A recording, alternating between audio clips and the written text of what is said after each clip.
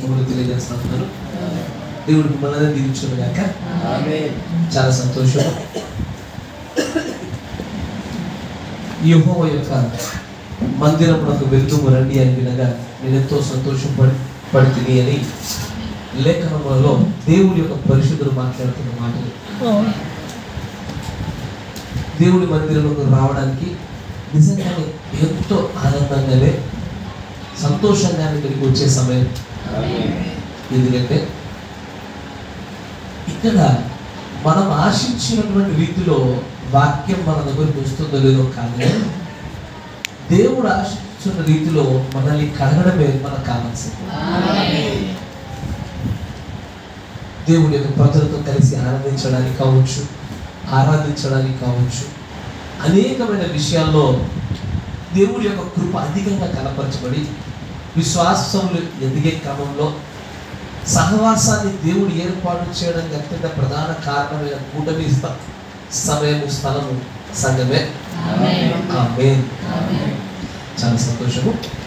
నేరుగా మన సమయం లేఖనంలో వెళ్ళే ప్రయత్నం చేద్దాం. ద్వితీయోపదేశకాండం 4వ అధ్యాయం 25వ వచనాన్ని గమనించండి.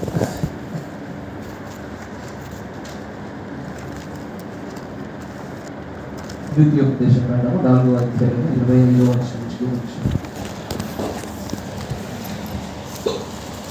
మీరు పిల్లల పిల్లలను కని ఆ దేశమందు బహుకాలం నివసించిన తరువాత మిమ్మల్ని మీరు పాడు చేసుకొని ఏ స్వరూపము కలిగిన విగ్రహమునైనను చేసి నీ దేవుడైన యెహోవాకు కోపము పుట్టించి ఆయన కన్నుల ఎదుట కీడు చేసిన ఎడల మీరు యోర్దాను దాటి స్వాధీనపరుచుకొనబో దేశములో ఉండకుండా త్వరలోనే బొత్తిగా నశించిపోదురని భూమి ఆకాశములను మీ మీద సాక్షులుగా ఉంచుచున్నాను. ఆ దేశమందు బహు దినములుండక మీరు బొత్తిగా నశించిపోవుదురు. మరియు యెహోవా జనములలో మిమ్మును చెదరగొట్టును. యెహోవా ఎక్కడికి మిమ్మును తోలివేయునో అక్కడి జనములలో మీరు కొద్దిమందే మిగిలి ఉందురు. అక్కడ మీరు మనుషుల చేతి పని అయిన కర్ర రాతి దేవతలను పూజించదురు. అవి చూడవు, వినవు, తినవు, వాసన చూడవు. అయితే అక్కడ నుండి మీ దేవుడైన యెహోవాను మీరు వెతికిన ఎడల మీ పూర్ణ హృదయముతోనూ మీ పూర్ణ ఆత్మతోనూ వెదకునప్పుడు ఆయన నీకు ప్రత్యక్షమగును. దేవుడికి స్తోత్రములు కలుగును గాక. విరుణ చోటే తరలించండి, కళ్ళు మూసుకొని చిన్న ప్రార్థన చేసుకుందాం. కనికర పూర్ణుడా, సర్వశక్తి సంపన్నుడా, కృపామయుడా, మా కోసం ఈ కాలంలో మా కన్నులను తెరిచి ఒక వర్తమానికుడిని వర్తమానంలో ప్రత్యక్షతను మాకు అనుగ్రహించారు. వీటన్నిటి విషయంలో మెత్తగా కృతజ్ఞులమై ఉన్నాం ప్రభువా. అయినను ఇంకను మేము క్రమపరచబడవలసిన అనేక సంగతులు ఉండగా ఏ విషయంలో కూడా కొదువలేని వారిగా అన్ని విషయాలలో మేము పరిపూర్ణ మగునట్లుగా దయచేసి మమ్మల్ని మీరు కట్టమని ప్రార్థిస్తాం. మాకు మేము భక్తి పరులమని కానీ మంచివారం అని కానీ మేము అనుకోవడం లేదు నాయన. కానీ మోషే ఎలాగున ఈ భూమి మీద ఉన్న మనుషులందరిలో మిక్కిలి సాత్వికుడని నీ చేత ఎలాంటి సాక్ష్యములు పొంది ఉన్నాడో, దావీదైతే ఎలాగున నీ చేత నా హృదయానుసారుడు అని ఒక గొప్ప సాక్ష్యాన్ని ఎలా పొందుకున్నాడో, అబ్రహామును చూసి మీరు నా స్నేహితుడు అని మీరు ఎలాగో పిలిచి ఉన్నారో ప్రభువా, అలాంటి ఒక చక్కటి బంధములోనికి మీతో మేమందరం సమీపస్తులగులాగా మమ్మల్ని జ్ఞాపకం చేసుకోండి ప్రభా. మాకు తెలుసు నాయన, అలాగే మమ్మల్ని చేయగలిగేది మార్చగలిగేది ఈ వర్తమానం ఒక్కటే. ఈ వర్తమానం మేము జీవించలాగా, ఈ వర్తమాన విషయంలో ఎక్కడ కూడా తొలగిపోకుండా ఉండులాగా మా జ్ఞానములను మా వివేచనలను నాయన మా సమస్తములో అన్నింటిలో కూడా ప్రభువా మీరే సంపూర్ణత దయచేయమని ప్రార్థిస్తాను. కుమారుని కూర్చున్నటువంటి జ్ఞాన విషయంలో సంఘం అంతా కూడా ఏకత్వాన్ని పొందాలని నీ చిత్తములు మీరు కలిగి ఉండగా ఆ చిత్తము మా అందరూ నెరవేర్పు జరుగులాగా సహాయం దయచేయమని, బోధింపదగిన ఆత్మను గ్రహింపు శక్తిని ఈ స్థలంలో మీరు కుమ్మరింపచేయమని ప్రభువైన యేసుక్రీస్తు నామములో ప్రార్థన చేయించున్నాము. ఆమేన్. Praise the Lord. దేవునికి స్తోత్రములు కలుగుగాక. చాలా సంతోషం. చదవబడిన లేఖనాన్ని మీరు గమనించినట్లయితే ఇక్కడ 5వ అధ్యాయము 4వ అధ్యాయం ద్వితీయోపదేశ కాండంలో మీరు చూస్తే, ద్వితీయోపదేశ కాండం అంటే దాని అర్థం డ్యూటెరోనమీ. ద్వితీయోపదేశము అంటే రెండు చట్టాలు అని అర్థం, రెండు ఉపదేశాలు. ఏంట రెండు ఉపదేశాలు అంటే, దేవుడు తన ప్రవక్త ద్వారా అంటాడు, ఇదిగో ఈ పని చేస్తే బ్రతుకుతావు, ఇదిగో ఈ పని చేయకపోతే చేస్తావు అని సెలవిచ్చేదే ఈ ద్వితీయోపదేశ కాండం. ఈ గ్రంథంలో ఉండేవన్నీ కూడా నువ్వు ఇలా చేసావనుకో ఆశీర్వాదం పొందుతావు, చేయలేదనుకో, నువ్వు నడుచుకోలేదనుకో ఇదిగో పలానా శిక్షణ పొందుతావు అని చెప్పేదే ద్వితీయోపదేశ కాండం. అందుకే మనం చదివిన లేఖనంలో కూడా మీరు చూస్తే ఆయన అంటారు చూడండి, 25వ వచనంలో, మీరు పిల్లలను కని ఆ దేశం ఉంది, ఏ దేశంలో అయితే మీరు స్వతంత్రించుకోవడానికి వెళ్తున్నారో ఆ దేశాన్ని గురించి మాట్లాడతారు. అంటాడు, ఆ దేశమందు బహుకాలం నివసించిన తర్వాత మిమ్మల్ని మీరు పాడు చేసుకొని ఏ స్వరూపము కలిగిన విగ్రహములను చేసి నీ దేవుడైన యెహోవాకు కోపము పుట్టించి ఆయన కన్నుల ఎదుట కీడు చేసిన ఎడల, అంటే ఒకవేళ ఇలాంటి తప్పిదం జరిగితే అంటూ మీరు యోర్దాను దాటి స్వాధీనపరచుకునే దేశంలో ఉండకుండా త్వరలోనే బొత్తిగా నశించిపోతుందని భూమి మరియు ఆకాశములను సాక్షులుగా పెడుతున్నాడు అంటున్నాడు. సాక్షి అనగానే దాని అర్థము మనం చేసినటువంటి క్రియకు కానీ మాటకు కానీ దైవ సంబంధమైన మహిమతో కూడుకున్నవైతే మన తలంపులకు కూడా సాక్షులుగా ఉంటాయి. అవును, ఈ సహోదరి ఇలాగూ ఖచ్చితంగా మీకు విరోధంగా వాక్య విరుద్ధంగా పాపం చేసింది, లేదు ఈ సహోదరుడు అన్నాడు, ఇదిగో ఈయన విగ్రహాలు అర్పించాడు, ఈయన విగ్రహాల అర్పితాలు తిన్నాడు అని భూమి ఆకాశాలే సాక్ష్యాన్నిస్తాయి. మనిషి లేని స్థానాన్ని చూసాం కానీ భూమి ఆకాశం లేని స్థానాన్ని మనం కనుగొనలేదు. అంటే మనం చేసే ప్రతి పనికి, మనం మాట్లాడే ప్రతి మాటకి దేవుడు పెట్టిన సాక్ష్యములు అయితే ఉన్నాయి. మనుషులను మోసం చేయొచ్చు కానీ దేవుడిని భూమి ఆకాశం లేని స్థానంలో తప్పించాడు. అయితే ఎందుకు ఈ మాటను నేను మీ ముందు పెడుతున్నానంటే, ఈ కాల ప్రవక్త మోషే గారు మాట్లాడినటువంటి ఈ మాటను తీసుకొని ఆయన అంటాడు, నేను మీకు అరణ్య మార్గం ఉన్నటువంటి ఈ ప్రయాణంలో ఏ ధర్మశాస్త్రాలనైతే, ఏ ఆజ్ఞలనైతే, ఏ కట్టడలనైతే పాటించాలని దైవావేశం వలన ప్రేరేపణలను మీకు ఇచ్చారో దానిలో నుంచి కనుక మీరు తొలగిపోయినట్లయితే, చెయ్యడంలో విఫలమైనట్లయితే మీరు స్వాధీనపరచుకుపోయే దేశంలో బొత్తిగా లేకుండా దేవుడు కొట్టేస్తాడు అని చెప్తున్నాడు. అంటే దాని అర్థం ఏంటంటే, మోషే చెప్పినటువంటి మాటలను తుచ్చా తప్పకుండా ఇజ్రాయేలు పాటించి తీరాలి. అబ్సల్యూట్లీ. పాటించడంలో విఫలమైనా సరే ఎవరెవరు? వీరు మాత్రమే కాదు, వీరి పిల్లలు, పిల్లల పిల్లలు, తన తరముల గురించి ఇదే మాట సాగుతూ వస్తూ. అయితే గొప్ప షాకింగ్ న్యూస్ ఏంటంటే, ఈ గడియ వర్తమానికుడు ఇదే లేఖనాన్ని తీసుకొని ఆయన ఒక మాట చెప్తా ఉన్నాడు. ఆయన చెప్తున్నటువంటి మాటను ఒకసారి గమనించే ప్రయత్నం చేద్దాం. 65-0718M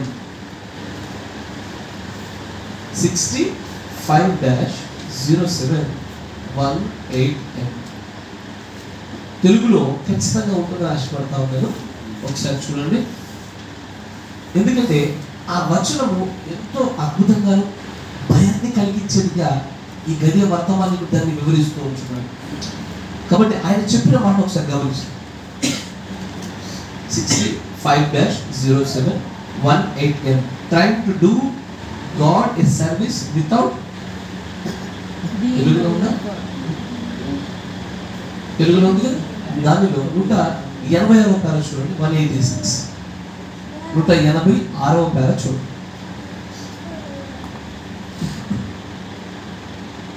ఒక లేఖనమును మీకు చూపించగోరుచున్నాను. మైక్ తీసుకోండమ్మా. ఒక లేఖనంలో మీకు చూపించాలని ఆశపడుతున్నాను. జాగ్రత్తగా వినండి. ఇక్కడ ఆ వర్తమానం ఏంటి? అసలు అంశం ఏంటి? దేవుడి చిత్తం లేకుండా దేవుడికి సేవ చేయడానికి వర్తమానంలో మీరు గమనించాలి. దావీదు ఒక మందసాన్ని తన యొక్క ప్రాంతంలోనికి తీసుకెళ్ళడానికి ప్రయత్నం చేస్తున్నాడు. తీసుకొచ్చేటువంటి సమయంలో ఎట్లా కాళ్ళు జారిపోయాయి.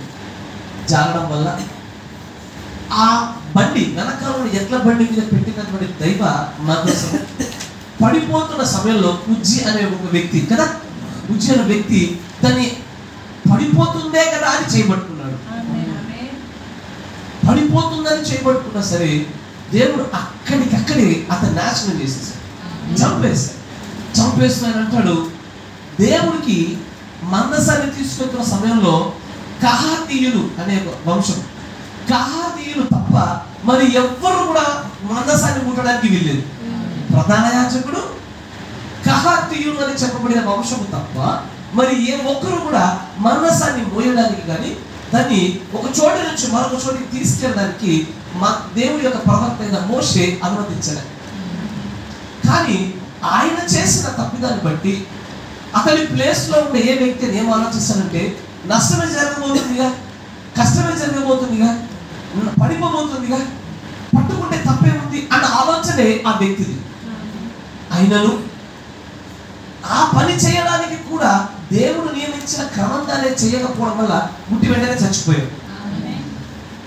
దాని విషయమై ప్రవక్త గారు వర్తమానం చెప్తూ ఉండగా ఆయన ఏం చెప్తున్నారంటే ఒక్క విషయం నన్ను మీతో చెప్పనివ్వండి, ఒక లేఖన మీతో చదివిపిస్తానంటున్నాడు.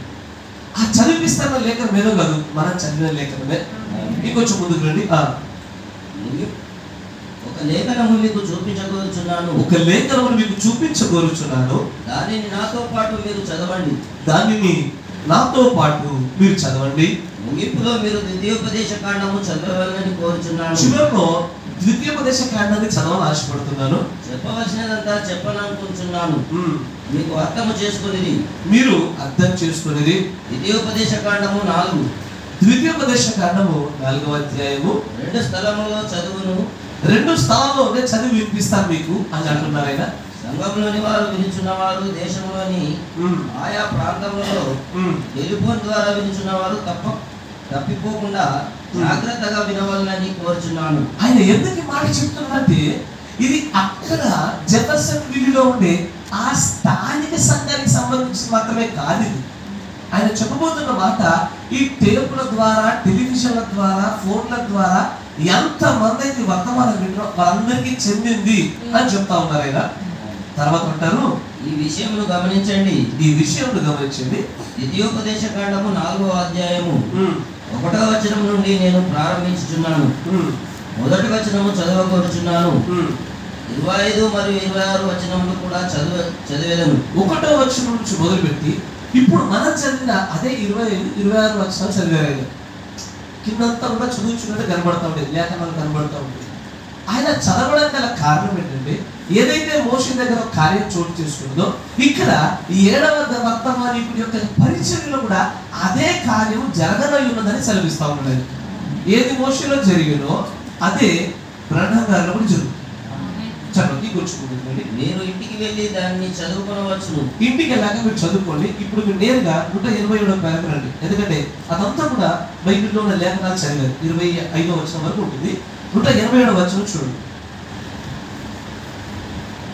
ఇశ్రాయేలుతో మోషే మాట్లాడుచున్నాడు. ఇప్పుడు మనం చదివిన ద్వితీయోపదేశ కాండ 4వ అధ్యాయము ఇశ్రాయేలుతో మోషే మాట్లాడుతున్న మాటలు ఇవి.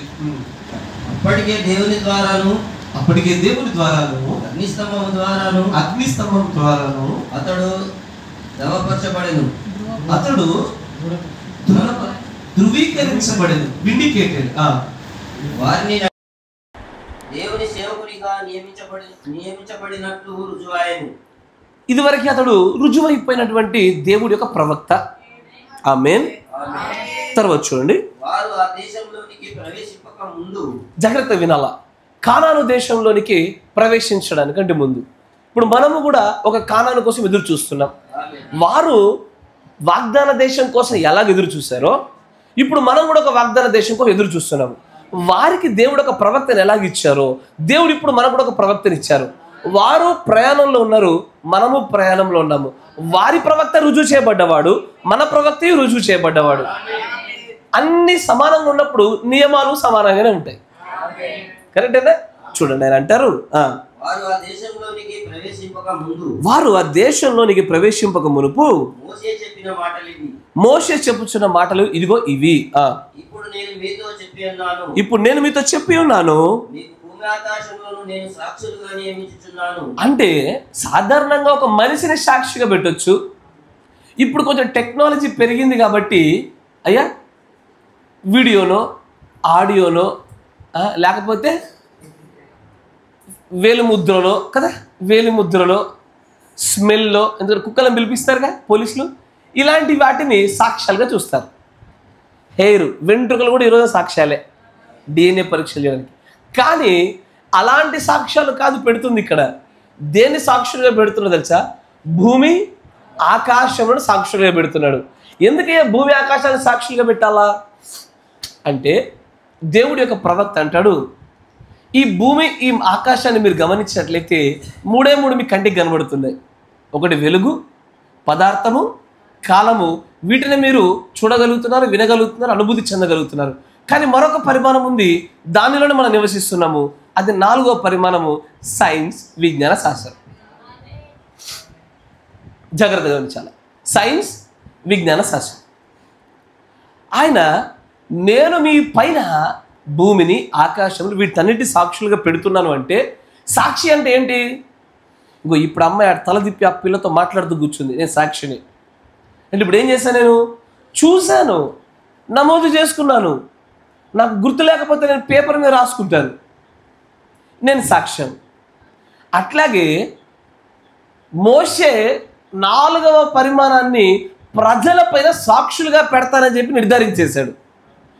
నీవు చేసే ప్రతి పని, ధర్మశాస్త్రంలో ఉండేటువంటి ప్రతి ఆజ్ఞ కట్టడ విషయంలో నువ్వు ఏదైతే వింటున్నావో, ఏదైతే మాట్లాడుతున్నావో, ఏ క్రియ అయితే చేస్తున్నావో, నీలో నుంచి ఉత్పత్తి అయ్యే ప్రతి ఫలాన్ని కూడా మనుషులు సాక్షులు కాదు. ఈ రోజున మనుషులే సాక్షులైతే రహస్యంగా మనం ఎవరి కంటికి తెలియకుండా మనం చేస్తున్నటువంటి మన ఫోన్లో పాపాలు కానీ, వ్యక్తిగత పాపాలు కానీ, వాటికి ఈరోజు శిక్షలు ఉండవు. కానీ అది కాదయ్యా, ఈ రోజున సాక్షులు ఎవరో తెలుసా? భూమి ఆకాశాలు. 4వ పరిమాణంలో ప్రవక్త గారు అంటారు, ప్రతిదీ రికార్డ్ అవుతుంది అన్నాడు ఆయన. ఏదేనంటే సిలువలో యేసు ప్రభు వారు మాట్లాడిన మాటలు కూడా ఆ 4వ పరిమాణంలో ఇప్పటికీ దాచిపెట్టబడ్డాయి అన్నాడు ఆయన. ఆ 4వ పరిమాణం నుంచి తీసుకుంటే ఆ యొక్క సిలువలో యేసు ప్రభు వారు మాట్లాడిన మాటలు కానీ, చివరికి ఆదాము అవ్వలు పడిపోయిన తర్వాత మాట్లాడిన మాటలు కూడా వినబడతాయి. ఇప్పుడు మోషే అలాంటి భూమి ఆకాశములను దానిలో మిళితమైన 4వ పరిమాణాన్ని సాక్షులుగా పెడుతున్నాడు. కరెక్టేనా? అయ్యా బ్రహ్మం సహోదరుడా, ఇంతకీ మోషేని ఎందుకు లాగేవు? ఆయన ఎవరిలో సాక్షులుగా పెడితే దాన్ని ఎందుకు లాగుతున్నావు? ఇప్పుడు ఏం జరుగుతుంది ఇక్కడ? నువ్వేమి చూపించాలనుకుంటున్నావు? దేవుడి చిత్తం లేకుండా దేవుడికి సేవ చేయడం ఒక అంశాన్ని పట్టుకొని ఇక్కడికి ఎందుకు తీసుకొచ్చారు మీరు అంటే ఆయన అంటాడు, ముందుకు చదవండి.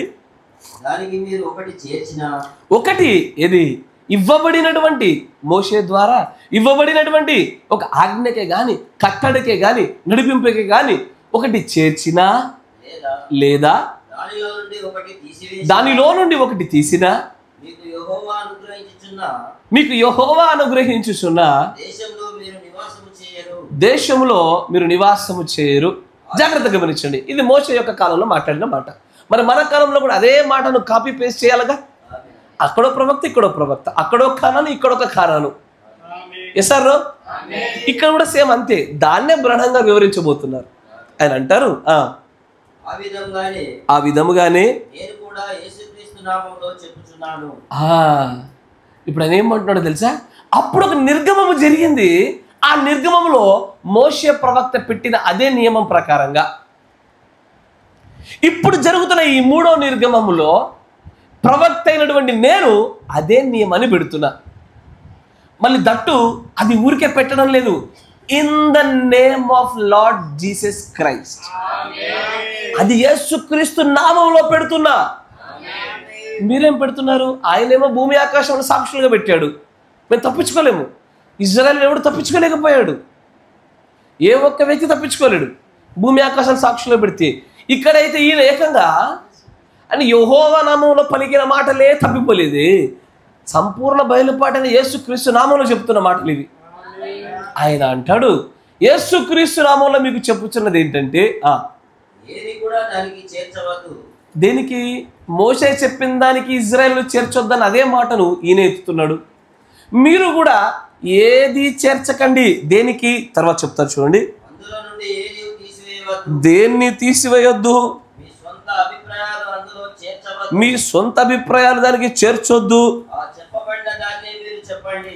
మీకు చెప్పబడిన దాన్నే మీరు చెప్పండి. ప్రభువు దేవుడు మీకు ఏమి చేయమని ఆజ్ఞాపించెనో మీకు టేపులలో ఏది బోధించనో అదే చేయండి.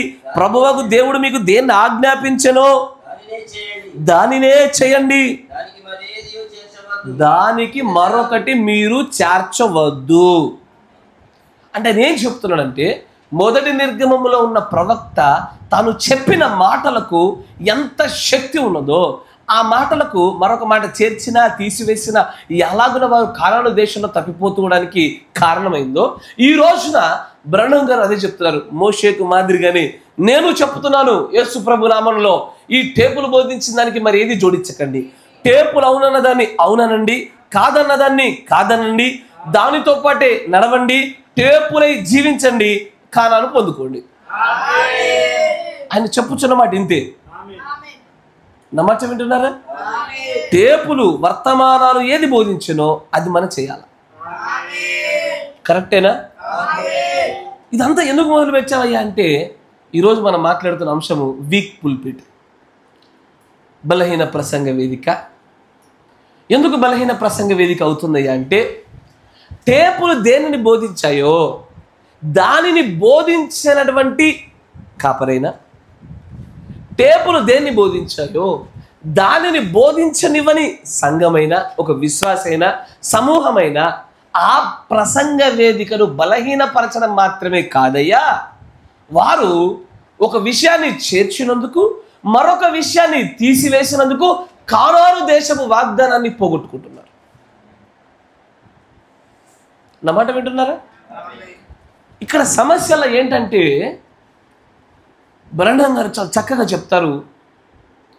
మీరు దేవుడి రాజ్యంలోనికి రావాలనుకుంటే ఈ టేపుల్లో ఉన్నది చెప్పండి, టేపుల్లో లేనిది ఏది వద్దు. ఏదైనా సరే చెప్పబడుతున్న టేపుల్లోంచే రావాలా. నా మాట వింటున్నారా? నా ప్రార్థన టేపుల్లో ఉండేటువంటి మాదిరి ప్రార్థన ఉండాల. దాంట్లో ప్రార్థన గురించి చెప్పారు కాబట్టి నా భక్తి లేకపోతే నా సమర్పణ, నా నడిపింపు, నా సమస్తము టేపులలో ఉన్నది కానట్టుగానే ఉండాలి. అంతేనా? టేపులను నేను ప్రశ్నించడానికి సమర్థుడని కాదు, నా దగ్గర శక్తి లేదు. మిమ్మల్ని కూడా అలాంటి శక్తివంతులుగా మీరు ఉండొద్దని నేను కోరుకుంటా. ఎందుకయ్యా నువ్వు మంచి చెడ్డల తెలివిచ్చే వృక్ష ఫలాన్ని తినొద్దన్నావు, ఎందుకు వద్దన్నావు అని అడిగే శక్తి మానవుడికి లేదు. అలాగే ఇక్కడ సమస్యలు ఏంటంటే టేపులు బోధించిన దాన్నే బోధించకుండా ఉండే పులిపిట్లు ఉన్నాయి. టేపులు బోధించిందనే బోధిస్తే అంగీకరించని, గ్రహించుటకు ప్రత్యక్షత లేని సంఘాలు ఉన్నాయి. నా మాట వింటున్నారా? ఎందుకు ఈ మాట చెప్పాల్సి వస్తుంది? నేను వెళ్ళినటువంటి నాతో పాటు పీటర్ సోదరుడు కూడా వచ్చినాడు. టేపుల్లో ఉన్నది బోధించినా కూడా గ్రహించలేని సంగతులు, గ్రహింపలేరు. ఎందుకు అలాగ జరిగింది అంటే ఆ ప్రసంగ వేదికలను బలహీనపరుచుకునేటువంటి ఆత్మ ఉంది అక్కడ. It's a spirit, a rebellious spirit that causes their pulpit so much weak. చాలా బలహీనం చేస్తుంది. నా మాట జాగ్రత్తగా వినాలి. ఎందుకంటే ఇంతవరకు మీకు యెహెజ్కేలు గ్రంథంలో ఒక వాక్యం చూపించాను, మీకు గుర్తుందా? యెహెజ్కేలులో, నరపుత్రుడా, నేను నీకు ఏదైతే సెలవిమ్మని చెప్తానో దాన్ని నువ్వు సెలవివ్వు కదా. నువ్వు సెలవిచ్చిన తర్వాత ఆ వ్యక్తి వినకపోతే ఆ వ్యక్తి ఒక్కడే మరణిస్తాడు. నువ్వు సెలవివ్వకపోతే నువ్వు మరణిస్తావు, వ్యక్తి మరణిస్తాడు. కరెక్టేనా? అయితే దీనిలో మధ్యలోకి ఇప్పుడు చెప్తున్న ఈరోజు వర్తమానం వచ్చి దిగుతుంది. ఏంటది? నరపుత్రుడు చెప్తున్నాడు కానీ టేపులు చెప్తలేడు. గ్రహించారా? మీరు గ్రహించగలుగుతున్నారు కదా? ఇదివరకు యెహెజ్కేలు గ్రంథంలో ఏం చూసాము? కాపరి, నేను నిన్ను కావలివానిగా ఉంచాను, చూపించాను లేఖనము, మీకు గుర్తుంది కదా. God bless you. నేను నీకు ఏదైతే సెలవిచ్చానో అది నువ్వు తెలియజేయి. నువ్వు తెలియజేసిన తర్వాత కూడా ఎదుటి వ్యక్తి మారకపోతే అతడి ప్రాణానికి అతడే బాధ్యుడు. చెప్పకపోతే నీ ప్రాణానికి నువ్వే బాధ్యుడు. కరెక్టేనా? ఇప్పుడు నేను ప్రశ్న అడుగుతా. ఇతడు చెప్పకుండా ఉండట్లేదు కానీ చెప్పాడు, కానీ టేబుల్ బోధించట్లేదు.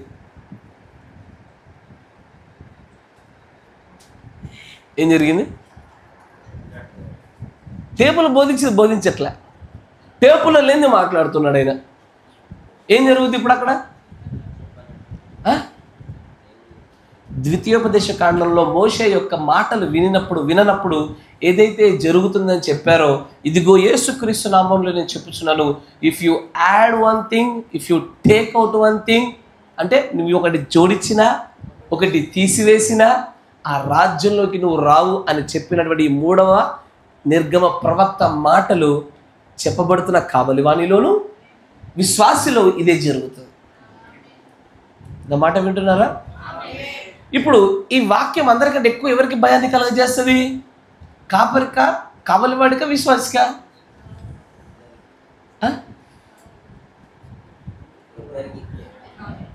అయ్యా, ఇప్పుడు బ్రహ్మం గారు చెప్పిన ఈ మాట నాకు ఇప్పుడు చాలా నుంచి తెలుసు, నేను సేవలోకి రావడం కూడా ముందు తెలుసు నాకు. ఈ మాట అత్యధికంగా ఎవరికి భయాన్ని కలగజేస్తుంది? అసలు ఎవరి గురించి మాట్లాడుతుంది? విశ్వాసిని గురించా, కావలివాని గురించా? కావలివాని గురించే. కావలివాడే ఈ మాటకు అత్యధికంగా గజగజ వణికేది. ఎందుకంటే కావలివాడు వర్తమానంలో లేని ఏ మాట చెప్పినా, వర్తమానంలో లేని ఏ విధానంలో వెళ్ళినా ఆ కావలివానికి దేవుడు ఖచ్చితంగా రోజున మూల్యం చెల్లింపజేస్తాడు. కరెక్టేనా? ఈ లేఖన విషయంలో అత్యధికంగా భయాన్ని, జాగ్రత్తని కలిగి ఉన్న వ్యక్తిని నేను. ఎట్టి పరిస్థితి పొరపాటు పని నేను. కావాలంటే కొన్ని నిర్ణయాలు తీసుకోవడానికి కొంత టైం తీసుకుంటానేమో, కానీ వర్తమాన ఆధారాలు లేనిది, వాక్య ఆధారాలు లేనిది ఏ నిర్ణయం తీసుకోలేను. గబుక్కని తీసుకున్నాం అనుకో, ఇగో ఇట్లాంటి కొన్ని వాక్యాలు ఉన్నాయి. భూమి ఆకాశాలు సాక్షులు, 4వ పరిమాణం సాక్షులు, యేసుక్రీస్తు నామములో చెప్పుచున్నాను అని చెప్పిన మాటలు ఉన్నాయి. కానీ అయినా సరే వర్తమానంలో ఏదైతే చెప్పబడిందో ఆ చెప్పిన దానిని విశ్వాసులకు తెలియజేయడంలో బలహీనమైన ప్రసంగ వేదికలు ఉన్నవి అని బ్రహ్మం గారు అంటున్నారు. నా మాట వింటున్నారా? ప్రైజ్ ది లార్డ్ అని చెప్తున్నటువంటి ఒక మాటను మీకు చూపిస్తాను, జాగ్రత్తగా గమనించండి.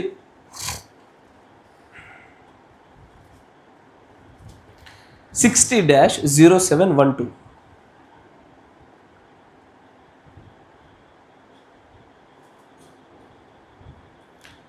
గుడ్డి భర్తమయ్యన వర్తమానంలో 231 పేరు చూడండి.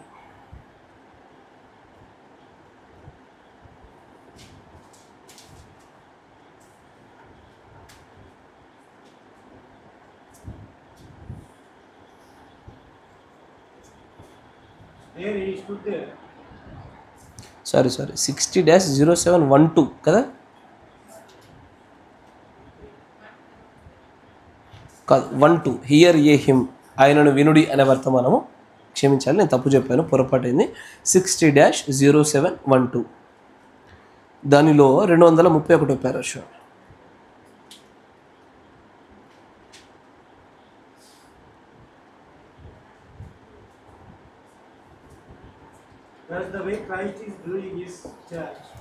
అదే మార్గము గుండా క్రీస్తు కూడా తన సంఘానికి చేస్తున్నారు.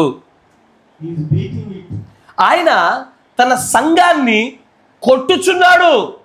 అయ్యా, నా మాట వింటున్నారా? దేవుడు తన ప్రవక్త ద్వారా మాట్లాడుతున్న మాట గుర్తుపెట్టుకోండి. ఏ సంఘమైనా పరీక్షించబడకుండా పరలోక రాజ్యానికి రాదు. ఏ విశ్వాసైనా పరీక్షించబడకుండా రాజ్యాన్ని చేరరు. ప్రతి సంఘము, ప్రతి కుటుంబము, ప్రతి విశ్వాసి, ప్రతి కాపరి పరీక్షించబడాల్సిందే, శోధించబడాల్సిందే ఖచ్చితంగా. ఆ శోధనలోనే మనం ఏమై ఉన్నామో బయటపడేది. ఆమేన్. ఆయన అంటాడు హీ ఈజ్ బీటింగ్ ఇట్, అంటే ఆయన సంఘాన్ని కొడుతున్నాడు కావాలనే. సంఘాన్ని కొట్టకపోతే, అయ్యా జాగ్రత్త వినాలా, తీసుకొని కొట్టకపోతే పొట్టులో నుంచి గోధుమ గింజ బయటకు రాదు. కరెక్టేనా? నేను ఆ పనులను పట్టుకొని ఏం చేయాలా? కొట్టాలి. కొట్టాలి, ఆటోమేటిక్గా పొట్టులో నుంచి విత్తనం బయటకు వస్తుందా? రాదు. పొట్టులో నుంచి విత్తనం బయటకు రావాలంటే సంఘం కొట్టబడాలా ఖచ్చితంగా. భిన్నమైన అభిప్రాయాలు గలగాల. దేనికయ్యా అంటే యోగ్యమైనది బయటపడాలంటే. ఆమేన్. ఆయన అంటాడు హీ ఈజ్ బీటింగ్ ఇట్, ఆయన దాన్ని కొట్టుచున్నాడు, ఆయన దాన్ని తిప్పుచున్నాడు సంఘాన్ని, ఆయన మళ్ళీ కొట్టుచున్నాడు, మళ్ళీ తిప్పి మళ్ళీ కొడుతున్నాడు, మళ్ళీ కొడుతున్నాడు. దేనికి? ఒక గోధుమ పనం తీసుకున్నప్పుడు కదా అలాగే చేస్తారు. కొడితేనే అది ఆ పనలో నుంచి వేరుపడేది, పొట్టులో నుంచి వేరుపడేది. కొట్టాలి, తిప్పాలి, కొట్టాలి, తిప్పాలి, కొట్టాలి, తిప్పాలి. చివరికి వారసత్వం లేని పొట్టెగిరిపోయి విత్తనం మిగిలాల. అంతేనా? ఇది ఆయన యొక్క ఆలోచన విధానము. మనకు నచ్చకపోవచ్చు, కానీ ఇది ఆమెనై ఉన్నది. ఎందుకంటే విత్తనము బయటకు ఉత్పత్తి అవ్వడానికి ఇదే మార్గం. తర్వాత చూడండి అంటాడు How dare a preacher to be sissy enough not to tell the word of God. ఆయన ఏమన్నాడో తెలుసా? అయ్యా విశ్వాసులను ఏమని లేదు ఆయన, కాపరి అంటాడు. ఏమన్నా తెలుసా? ఆడంగితనం కలిగినటువంటి ఒక కాపరికి ఎంత ధైర్యం వాడికి వాక్యం చెప్పకపోవడానికి అన్నాడు ఆయన. అదే ఉంది అక్కడ, నేను కల్పించానా? ఆయన ఏమన్నాడు? How dare you preacher to be sissy enough not to tell the word of God. దేవుడి వాక్యం చెప్పకపోవడానికి ఎంత ఎనఫ్ అంటే తెలుసు కదా, ఎంత సరిపడే అంత ఆడంగితనం కలిగేవాగా మారిపోయావురా, ఎంత ధైర్యం ఎక్కడదని నీకు అంటున్నాడు ఆయన. ఈ గడియ వర్తమాని కూడా అన్నమాట. ఎందుకు చెప్పవలసి వస్తుందంటే టేపులు బోధించిందని బోధించడానికి భయపడుతున్నారు ఈ రోజున. వాక్యం ఉన్నదిన్నట్టుగా బోధించడానికి భయపడుతున్నారు ఈ రోజున. పులిపిట్లను అత్యంత బలహీనంగా చేసినందున దేవుడు ప్రవక్త అంటాడు ఎంతటి ధైర్యం నీకు వాక్యాన్ని బోధించడంలో. వెనక్కి జారి ఆడంగితనం కలిగిన వారికి ఎందుకు మారారు ఈ రోజున? ఎవరు? ప్రీచర్స్, బోధకులు. And tell men and women when they are living wrong. ఈ రోజున కాపరులు ఎంతటి ఆడంగితనం కలిగిన వారు అయ్యారంటే, ఉమెన్ స్త్రీలు, మెన్ పురుషులు, when they are living wrong, వారు తప్పు చేస్తే తప్పు అని చెప్పడానికి ధైర్యం సరిపోలేనటువంటి ఆడంగితనం కలిగినటువంటి ఈ కాపర్లు ఎంతటి తెగించారు, ఎంత ధైర్యం కలిగిన వారిగా మారిపోయారు చూసారా అంటున్నాడు ఆయన. నా మాటలు కాదయ్యో. ఎందుకే చెప్పనా? ఇది వర్తమానము, ఇది టేపు. టేపుల్లో ఉన్నది నేను బోధించకపోతే ముందు నేను పరలోక రాజ్యంకి వెళ్ళా. కరెక్టేనా? ముందు నేను వెళ్ళాను అక్కడికి. టేపులు బోధించిందే బోధించాలా, లేని ఎడలా కానాను చేరలేదు. ఆమేన్. తర్వాత ఆయన అంటాడు Tell them it's wrong to wear these immoral clothes. ఏం చెప్పాలి? తెలుగులో మీరు తర్జుమా చేయండి. ఒక కాపరి ఆడంగితనం కలిగిన వాడుగా లేకపోతే, ధైర్యం కలిగిన వాడైతే అతడు విశ్వాసులకు ఏమని చెప్పాలంట? ఈ అనీతి సంబంధమైన లేకపోతే శరీర భాగములను ప్రదర్శించే వస్త్రాలు వేయొద్దంటే వేయొద్దని వాళ్ళకు ధైర్యంగా చెప్పాలి. అతడే ధైర్యం కలిగిన కాపర అంటున్నాడు ఆయన. అన్నాడా? Tell them it is sin to wear immoral clothes. తర్వాత It's wrong to smoke cigarettes. సిగరెట్లు తాగడం అని తప్పని ఖచ్చితంగా కాపరి చెప్పేవాడే బలమైనటువంటి నిజమైనటువంటి ధైర్యవంతుడైన సేవకుడు. తర్వాత It's wrong to stay home from church. ఏంటది? తెలుగులో తర్జుమా చేయాలి మీరే.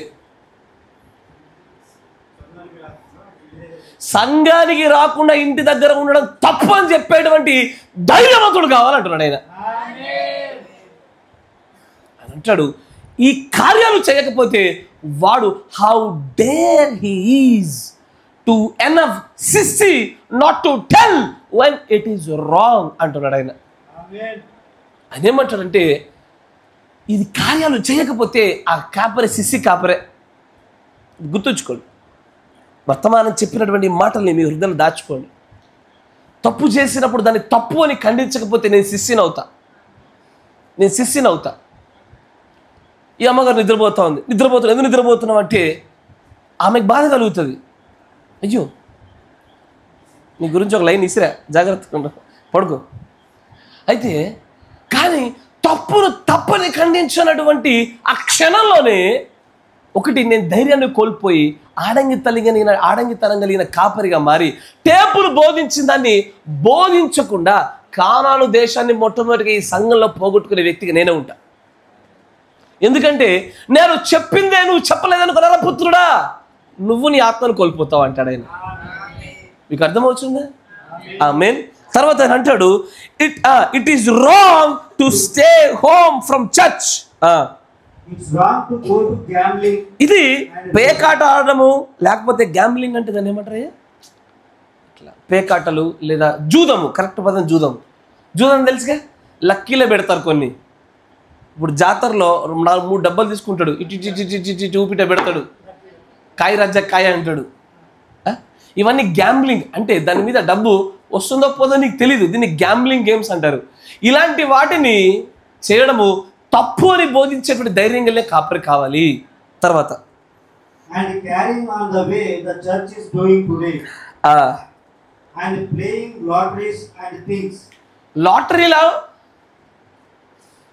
లాటరీ తెలుసా?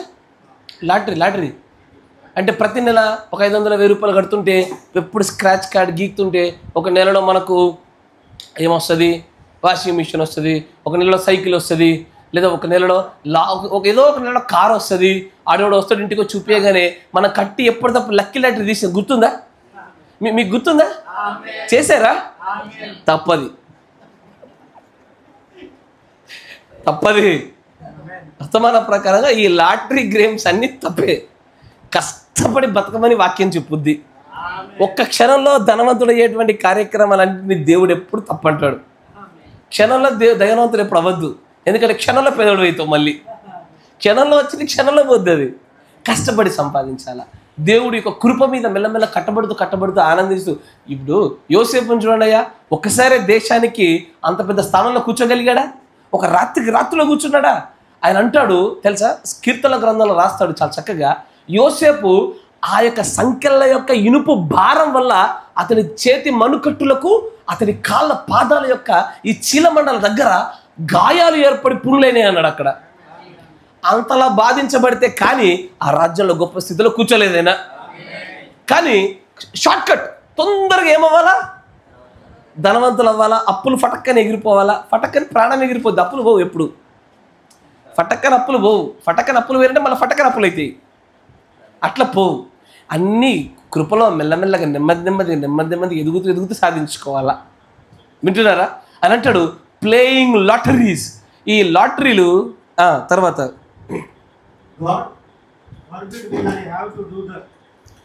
God forbid when I have to do that. No sir, beat that thing until Jesus beats it with the Holy Ghost, until he sees his own reflection in it. అంటే ఏంటి చెప్పనా? ఆయన కాపరికి చెప్తున్నాడు, కొట్టు సంఘాన్ని. ఎంతలో కొట్టాలో తెలుసా? క్రీస్తు యొక్క పరిశుద్ధాత్మ యొక్క ప్రతిబింబము అద్దంలో కనబడినట్టుగా సంఘంలో కనబడే వరకు కూడా కొట్టు. ఆమె నన్ను తీసి ఉండదు. అది పట్టించేప్పుడు ఆమె నన్ను తీసి ఉండదు. కానీ ఇది వర్తమానమయ్యా, నన్ను నమ్మండి. నేను దేవుని యొక్క పని ఉంది కదా, నా మీద కొంచెం ఒక 1%, 100లో 1% జల నా మీద ఎక్కువద్దు, కానీ ఒక 1% నమ్మకం కలిగి ఉండండి. వర్తమానం యొక్క లేదా బైబిల్ యొక్క ఆధారం లేకుండా నేను ఏ పని చేయడానికి కూడా నాకు ధైర్యం సరిపోదు. నేనే ఎక్కువ భయస్తుని పెద్దగా. కానీ ఎప్పుడైతే పరిశుద్ధాత్మ యొక్క ప్రతిబింబము సంఘములో ఉత్పత్తి అగునంతగా సంఘాన్ని కొట్టి తిప్పినప్పుడు జాగ్రత్త, పొట్టు ఎట్లా ఎగిరిపోతుంది. ప్రతి సంఘంలో పొట్టు ఉంటుంది, జాగ్రత్త. ప్రతి సంఘంలో పొట్టు ఉంటుంది. బ్రనహం గారు బోధిస్తున్న సంఘంలో కూడా పొట్టు ఉంది. ఆయన ఏ పులిపిడి దగ్గర నిలబడినారో జెఫర్సన్ విల్లీలో కూడా పొట్టు ఉంది. అక్కడ పొట్టైనా ఎగిరిపోతుంది. మన దగ్గరికి ఎంతమంది రాలేదు? ఎన్ని ప్రాంతాల నుంచి రాలేదు? పోయిన వారి కోసం ఎంతగా మీరు విలవిల్లాడి ప్రార్థన చేయలేదు? ఎంతమందిని మరల మీరు ఆహ్వానించి భోజనాలు పెట్టి మళ్ళీ పిలవలేదు? అది జక్కరాలపల్లి అవ్వచ్చు, వేరే ప్రాంతాలు అవ్వచ్చు. ఎంతోమంది, కొంతమంది ప్రాణాలు విడిచిన వారు ఉన్నారు, కొంతమంది సంఘశాఖలు మిళితమైన ఉన్నారు. పొట్టు ఉంటుంది, జాగ్రత్త. విత్తనము బయటకు రావడం కొరకే ఆ పనను దేవుడు కొడుతూ ఉంటాడు, తిప్పుతూ ఉంటాడు. ఈ కొట్టడం వల్ల దేని జరుగుతుందో తెలుసా? క్రీస్తు యొక్క ఆ గుణశీలం యొక్క ప్రతిబింబము అద్దములో మెరిగినట్లుగా సంఘంలోంచి కనబడుతుంది. అప్పుడు కదా ఆ సంఘం ఎత్తబడేది. కానీ ఇలాగూ మార్చడానికి కాపరి గనక సంఘాన్ని కొట్టకపోతే వాడు హౌ డేర్ హీ ఈజ్, ఆడికి ఎంత ధైర్యము, ఆడంగితనం గల వాడిగా మారిపోయి సంఘాన్ని కొట్టకుండా ఉండడానికి అని బ్రహ్నం గారు అన్న మాట. నా మాట వింటున్నారా? బలహీన ప్రసంగ వేదికలు. నేను ఎందుకు ఈ మాట చెప్తున్నానంటే, చాలా చోట్ల నాకు తెలుసు కొన్ని సంఘాల్లో పరిస్థితులు ఎలా ఉంటాయంటే, ఎక్కడి నుంచి దశంభాగాలు ఎక్కువ వస్తాయో వాళ్ళ పక్షాన ఆ కాపరి కొద్దిగా సున్నితంగా ఉంటాడు. కరెక్టేనా అయ్యా? కరెక్టేనా? బహుశా నా గురించి కూడా మీకు అలాంటి ఒపీనియన్ ఉంటే నాతో పాటు కొద్ది రోజులు తిరగండి, మీకు అర్థమవుతుంది. ఎక్కువ దశంభాగాలు ఇష్టలు ఎక్కువ కొడతాను నేనైతే, మీకు నిజంగా చెప్తున్నా. అందరినీ కొడతాను, ఇంకా ఎక్కువ ఇష్టలు ఇంకెక్కువ కొడతాను నేను. అలాగ అట్లా అనిపిస్తుంది, ఇచ్చి మరి కొట్టించుకుంటున్నామేమో అనిపిస్తుంది. కానీ వాస్తవం అది, ఎందుకంటే దానికి యెహోవా సాక్షి కాదు, అట్లా ఉండదు. పరిశుద్ధాత్ముని యొక్క శక్తి చేత ఆ రాజ్యంలో రక్తాలు కారునంతగా పోరాడైనా సరే అక్కడ అడుగు పెట్టాల. అది ఏదైనా చేద్దాం, దానికోసం సర్వస్వాన్ని పోగొట్టుకుందామా, మన ఆత్మగౌరవాలను కూడా అణచుకోవాల్సి వస్తుందా అని చేసుకుందాం. కానీ ప్రసంగ వేదిక బలహీనపడ్డ దినమున పరలోక రాజ్యం మనకు దూరం జరుగుతుంది. ఈ మాట నేను చెప్పుచున్నది కాదయ్యా, బ్రహ్నం గారు చెప్తున్న మాట. ఆయన అంటాడు, టేపులు బోధించిందన్నే బోధించినటువంటి ఒక బలమైన ప్రసంగ వేదిక ఇటు కాపరిని ఇటు విశ్వాసిని ఇరువురిని కాపాడేది. అది టేపులు బోధించిందే బోధించాలా. టేపుల్లో బ్రహ్నం గారు ఏం చెప్పారో చెప్పడానికి భయపడతారు. ఆయనేమో ఇదివరకు చెప్పాను, ఒక పాస్టర్ గారు అతన్ని వాక్యం చెప్పడానికి పిలిస్తే పాస్టర్ గారి భార్య కొంచెం అసభ్యకరమైన వస్త్రధారణ వేసుకుంది. తిట్టి వచ్చేసిండు అక్కడికి వెళ్ళి. పిలిచి లేకపోతే లేదు పో అని. వాళ్ళు ఇంకోసారి పిలవలే. కానీ ఒక నిజమైనటువంటి ఏలియా ఆత్మ యొక్క పరిచర్యలో ఎల్ల వేళలా గోధుమల యొక్క పొట్టు పోవునంత వరకు, అయ్యా మంచిగా వినాలా, మనమందరము గోధుమలమే. మీరు నమ్ముచున్నారా? గోధుమలమే. కానీ పొట్టుతో మనం కొట్లలో పోయబడం, పొట్టుతో భద్రం చేయబడం, పొట్టుతో మనం వినియోగానికి రాము. మనం అయ్యో మీరు పొట్టుతో వండుకుంటారా? లేదుగా. మీరు పొట్టుతో వాడబడరు. ఆ గోధుమల్ని వాడుకోవాలంటే ముందు పొట్టు కొట్టబడాలి. ఆ కొట్టబడాలి అంటే దానికి ఉన్న ఏకైక మార్గము ఈ పుల్పిట్ బలంగా ఉండాలి. ఎంత బలంగా మారితే అంత బలంగా అంత వేగంగా పొట్టెగిరిపోతుంది. విత్తనము వారసురాలు సిద్ధమవుతుంది. Praise the Lord. ఇంకొంచెం ముందుకు రండి. ఆయన అంటారు, తర్వాత చూడండి, then you can see the works of Christ being performed in the church. ఎప్పుడైతే అలాగ కొట్టబడుద్దో అప్పుడయ్యా దేవుడి యొక్క క్రియలు సంఘములో బహిర్గతం అవుతాయి అంటున్నాడు ఆయన. ఇలాగ కొట్టబడినప్పుడు నేను మీకు చెప్పే ఈ వర్తమానం యొక్క మెయిన్ టార్గెట్ మీకు అర్థమవుతుందా? ప్రసంగ వేదిక బలహీనంగా కాకుండా చూసుకోవాలి. ఇది బలంగా ఉన్నంతసేపు టేపుల్లో ఉన్నది టేపుల్లాగే వచ్చేస్తుంది. కరెక్టేనా? Yes or no? రాజ్యము అత్యంత సమీపముగా ఉండేది, కానీ ద్వితీయోపదేశం అని చెప్పబడిన ఇదిగో ఈ కార్యాలు చేయకపోతే మీరు దోషభరితులు అవుతారని చెప్పిన ఆ నియమము మన పైన పని చేయకుండా ఉండాలంటే this pulpit has to be very strong. టేపుల్లో ఏది బోధించబడిందో అదే బోధించాలి. ఇప్పుడు టేపుల్లో మనుష్య కుమారుడి ప్రత్యక్షత బోధించబడింది, నేను బోధించట్లే, ఆ పుల్పిట్ ఏమైంది? బలహీనమైందే. దేవుడి చిత్తమైతే ఆదివారంన నేను హాఫ్ మ్యాన్ పిక్చర్ గురించి బోధించాలని ఆశపడుతున్నాను. హాఫ్ మ్యాన్ పిక్చర్ తెలుసు కదా, దీంట్లో ఒక ఫేస్ కనబడుతూ ఉంటుంది, దాన్ని హాఫ్ మ్యాన్ అనే వ్యక్తి పెయింట్ వేశాడు. దేవుడి చిత్తమైతే, నాకు తెలియదు దేవుడు ఏం బోధించడానికి ప్రేరేపిస్తారో తెలీదు, ఒకవేళ దేవుడి చిత్తమైతే దాన్ని బోధించాలని ఆశపడుతున్నా, అది ఆయన ఇష్టం.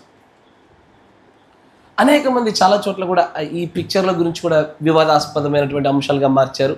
ఇవన్నీ కూడా టేపులు బోధించిన దాన్ని బోధించకుండా ప్రసంగ వేదిక బలహీనపరచుకోవడమే మంచిది. తర్వాత ఇంకొంచెం వేరే ఒక మెసేజ్ కోడ్లోకి వెళ్దాం. ఈ 56-1207 56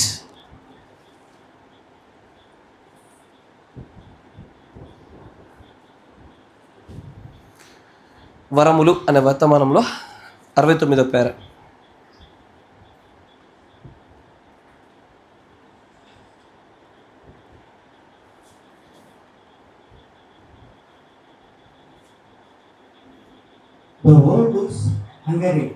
ఈ ప్రపంచము ఆకలితో అలవటించిపోతుంది, కానీ పుల్పిట్ మాత్రం బలహీనంగా ఉంది. అయ్యో, మీరు మంచిగా గమనించాల, ఇక్కడ దేవుడి యొక్క ప్రవక్త రెండు విషయాల్ని జోడిస్తున్నాడు, వాటి మధ్యలో సంబంధాన్ని చూడండి. నేను అంటున్నా, వీడు సన్నగా ఉన్నాడు, మళ్ళీ తక్కువ తింటున్నాడు అంటే దాని అర్థం ఏంటి? తక్కువ తినడం వల్లే సన్నగా అయ్యాడు, కరెక్టేనా? వీడి దగ్గర ఏం లేదు కానీ బాగా అరుస్తున్నాడు అంటే ఏదైనా ఉంటే అరిస్తే పర్వాలేదు, ఏం లేకుండా అరుస్తున్నాడు. మీకు అర్థమవుతుందిగా. ఇక్కడ దేవుని ప్రవక్త ఏమంటే, పుల్పిట్ బలహీనమైన రోజున ప్రపంచము ఆకలితో అలవటించిపోద్ది అన్నాడు ఆయన. అయ్యా, ఇది భౌతికమైన ఆకలే కాదు, ఆత్మీయమైన ఆకలి. మీకు అర్థమవుతుంది కదా. ఈ రెండింటి మధ్యలో బంధాలు పెడుతున్న ప్రవక్త. ఎక్కడైతే జనులను సంతోష పెట్టాలని చెప్పి బోధ చేసే కాపరి నెమ్మదిగా రాజీ పడిపోయి టేపులో ఉన్నట్టుగా బోధించకుండా సున్నితమైనటువంటి అప్రోచ్ని మొదలుపెట్టాడు అనుకోండి, తొందరలోనే అక్కడ ఉన్న ప్రజలకు ఈ వర్తమానం కొరత ఏర్పడి కొత్తదైన విషయాలు, కొత్త ప్రత్యక్షతలు రాక ఆకలి కొని మెల్లమెల్లమెల్ల బక్కచిక్కి చచ్చిపోతారు. ఆయన అదే అంటున్నాడు, టుడే ద వరల్డ్ ఈజ్ హంగరింగ్. ప్రపంచం అంతా కూడా ఆకలిగా ఉంటుంది, బట్ పుల్పిట్ ఈజ్ వీక్. కానీ పుల్పిట్ మాత్రం బలహీనంగా ఉంది. అదే పుల్పిట్ బలహీనం కాకుండా బలంగా ఉండుంటే, మీకు విషయం చెప్పనా, ఇదే ద్వితీయోపదేశ కాండంలో సేమ్ ఇదే. ఎందుకంటే ఈరోజు చెప్పే విషయం అంతా కూడా ద్వితీయోపదేశ 2 చట్టాలకు సంబంధించిన విషయాలే. చూడండి, ద్వితీయోపదేశ కాండంలో మరొక అధ్యాయాన్ని చూపిస్తాను మీకు. 23 అనుకుంటా, నేను పొరపాటు కాకపోతే 18 లేదా 23. చూడండి ఒకసారి. నువ్వు తలగానే ఉండు కానీ తోకగా ఉంచబడవు అని ఉంటుంది. చూడండి,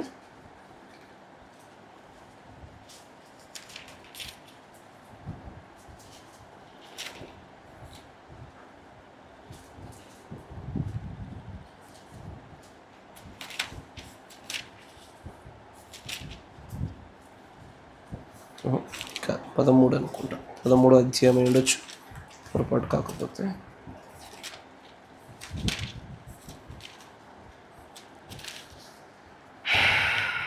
నువ్వు తలగా ఉండవు, తోకగా ఉండవు, నువ్వు అప్పిచ్చేవాడుగా ఉంటావు కానీ అప్పు చెయ్యవు.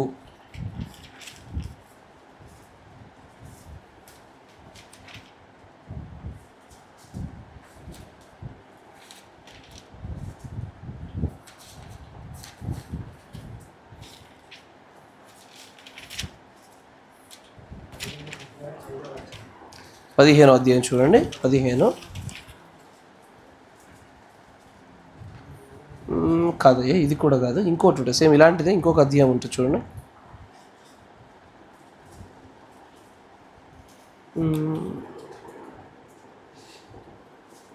సేమ్ ఇది కూడా, ఈ అధ్యాయం కూడా సేమ్ అలాంటి ఆలోచనతో ఉంటుంది.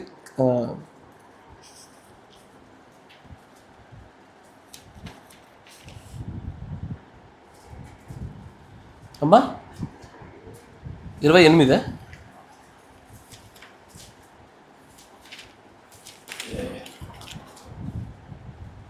Right. God bless you sister, ఇది కరెక్ట్. 28. ఇప్పుడు 28వ అధ్యాయాన్ని మీరు ఇంటికి వెళ్ళాక చదువుకోండి. ద్వితీయోపదేశము అనే ఆ పదానికి అర్థాన్ని ఇచ్చేటువంటి రీతిలోనే ఈ అధ్యాయం రాయబడుతుంది. ఇదిగో ఇలాగ చేస్తే ఆశీర్వదిస్తా, ఇదిగో ఇలాగ చేస్తే నువ్వు అప్పు చేయవు, ఇదిగో ఇలాగ చేస్తే నువ్వు అప్పిచ్చేవాడిగా ఉంటావు కానీ అప్పు ఎప్పటికీ తీసుకోవు, ఇదిగో నీవు ఇలాగుంటే నీ భూ సంపద, నీ పశు సంపద, నీ పిల్లలు, నీ సర్వ సంపదలు ఆశీర్వదించడం వృద్ధి చెందుతాయి, లేకపోతే మొత్తాన్ని కోల్పోతావు అని ఈ 2 నియమాలను గురించి మాట్లాడుతూ చాలా చక్కగా రాయబడే అధ్యాయం అది. మీరు చూడండి ఒకసారి, మీకు ఒక 10-15 సెకండ్లు టైం ఇస్తా, చూడండి. అదే ఉంది అక్కడ. శ్రద్ధగా విని నీ దేవుడని యెహోవా మాట వినినెడల ఈ దీవెనలన్నీ నీ మీదికి వచ్చి నీకు ప్రాప్తించును అని మొదటగా దీవెనలు మాట్లాడతాడు. ఆ తర్వాత ఒకవేళ 15వ వచనము, నేడు నీకు ఆజ్ఞాపించిన ఆయన సమస్తమైన ఆజ్ఞలను కట్టడలను నీవు అనుసరించి నడుచుకునే వల్ల నీ దేవుడు యెహోవా సెలవిచ్చిన మాట వినని ఎడల ఈ శాపములన్నీ నీకు సంభవించును. అప్పుడే శాపాలు మాట్లాడుతున్నాడు, మొదటగా దీవెనలు మాట్లాడుతున్నాడు. ద్వితీయోపదేశంలో ఉన్న 2 చట్టాలు ఇవే. దీవెనలు రావడానికి, శాపాలు రావడానికి గల కారణం. అయితే శాపములు రాకుండా ఉండడానికి బలమైనటువంటి ఒక స్వరం కావాలి. దాన్నే బలమైన ప్రసంగ వేదిక అన్నది. ఏ కాపరి కూడా నన్ను చూడండి అయ్యా, ఒకసారి ఆలోచించండి. ఏ కాపరి అయినా సరే ఈ కుటుంబ నాశనం కావాలా, ఈ సిస్టర్ ఎగిరిపోవాలా అనడం కోరుకుంటాడా? అటు కోరుకుంటే ఈ మాట అనొద్దు, కానీ ఆ నిజంగా దౌర్భాగ్యుడే. కాపరి కాదు, వేస్ట్. ఏ కాపరి కూడా ఏ కుటుంబము పాడవ్వాలని కానీ, ఎవరి వ్యాపారాలు నడవద్దని కానీ, ఏ ఒక్కరి జీవితంలో శాంతి సమాధానం ఉండొద్దని కానీ ఏ కాపరి కోరుకోడు. మీ కుటుంబాలు కానీ, మీ వ్యాపారాలు కానీ, లేకపోతే మీ వ్యక్తిగత జీవితాలు కానీ అభివృద్ధి చెందుతున్నా కొలది అత్యధికంగా ఆనందపడే వ్యక్తిలో ఒక వ్యక్తి కాపరి ఖచ్చితంగా.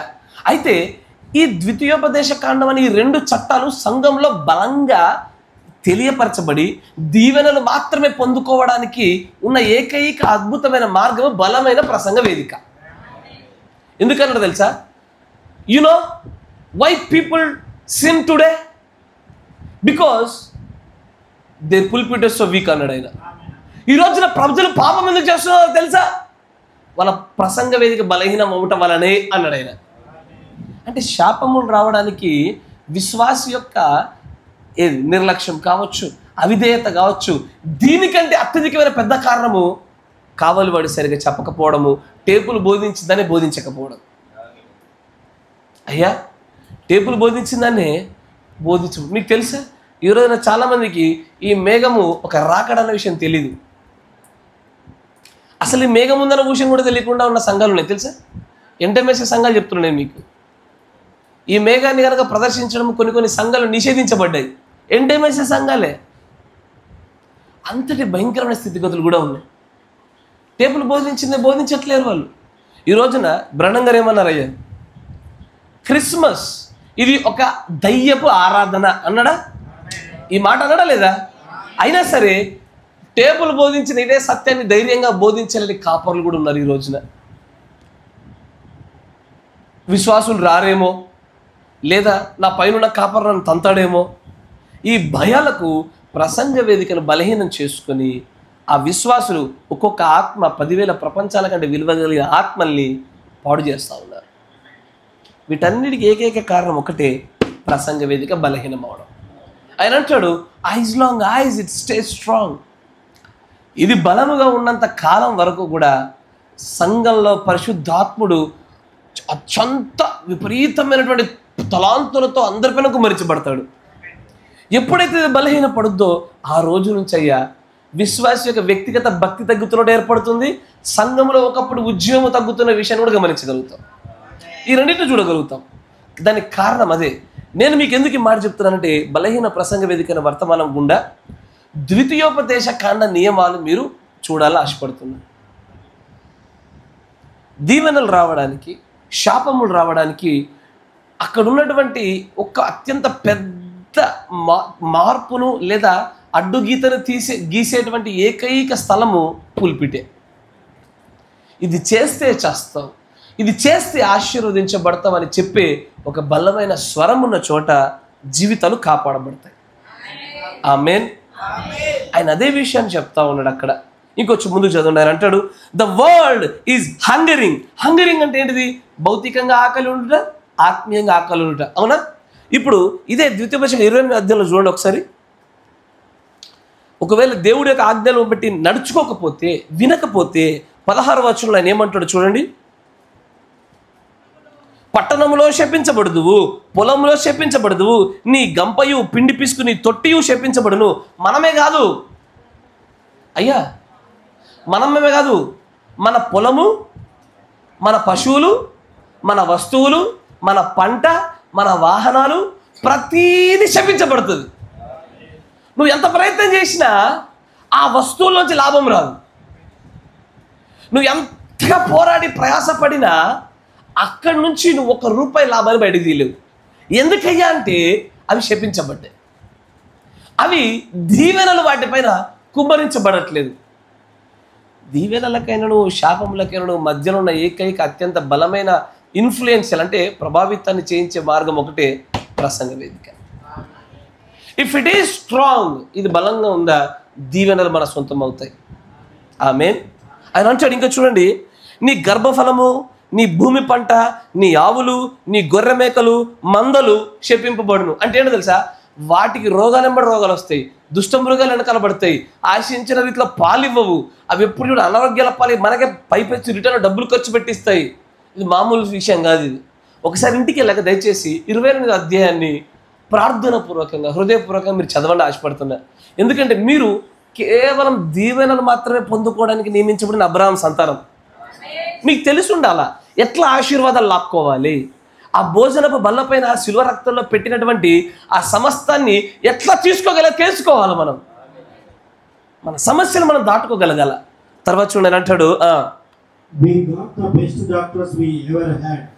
ఈ రోజున మనకు మంచి మంచి వైద్యులు కూడా ఉన్నారు. మనకు చాలా మంచి మంచి వైద్యశాలలు, హాస్పిటల్స్ కూడా ఉన్నాయి. అసలు ఈ రోజున ఒకప్పటికంటే పెన్సిలిన్ లాంటి మందులు ఇప్పుడైతే చాలా మెరుగైన అడ్వాన్స్డ్ మెడిసిన్స్ ఈ రోజు మన మధ్యలో ఉన్నాయి అని అంటున్నారు.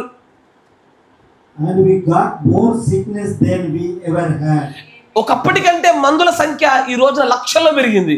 ఆ రోజున అందుబాటులో ఉండే మందుల సంఖ్య ఒక 300 అయితే ఈ రోజున 3000 మందులు ఉన్నాయి మన దగ్గర.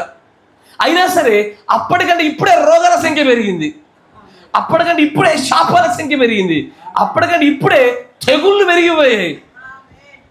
ఎందుకయ్యా అంటే చూడండి, ఎందుకని